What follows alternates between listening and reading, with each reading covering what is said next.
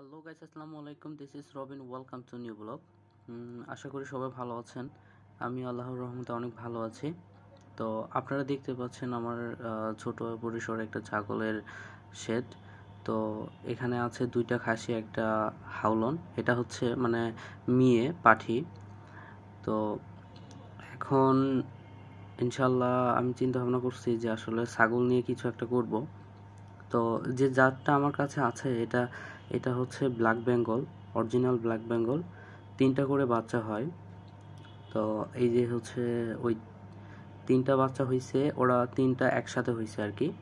এটা হচ্ছে ওই ছাগলের হচ্ছে আর কি মা, যেটা আমার বাড়িতে এটাই হচ্ছে সবচেয়ে মানে বয়স্ক আর কি ছাগল। অলরেডি 6 দাঁত হয়ে গেছে, 4টা বিয়ান দিয়ে দিয়েছে অলরেডি, মানে 4টা বাচ্চা হয়েছে, মানে 4বার। তো এখন ইনশাল্লাহ এবারও গাভিন বাচ্চারা হবে 2-1 দিনের মধ্যে। তো আপনারা সবাই জানেন আমি পড়ালেখার কারণে বাড়িতে থাকি না, বাইরে থাকি। তো সম্পূর্ণটা আমার ছোট ভাই, আমার আম্মু, আমার আব্বু, তারাই আর কি দেখাশোনা করে। তো ইনশাল্লাহ আপনারা দোয়া করবেন যেন আমি এখান থেকে ভালো একটা সফল কিছু করতে পারি ইনশাল্লাহ। তো রোজার 3য় দিনে ছাগলের আর কি বাচ্চা হয়।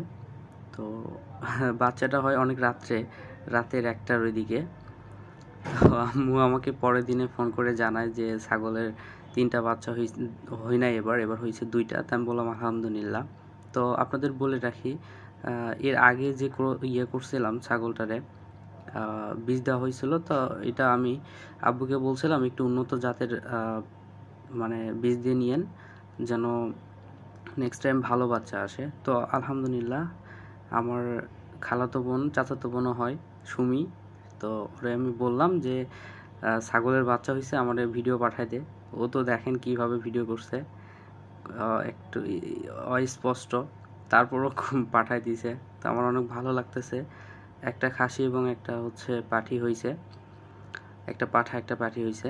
তো যেটা পাঠা হয়েছে ওটা আমরা করব, ছুঁড়ে দিব, দিয়ে ওইটা খাসি করব। আর যেটা আরেকটা আছে সাদা, যেটা ওইটা হচ্ছে পাঠি হয়েছে।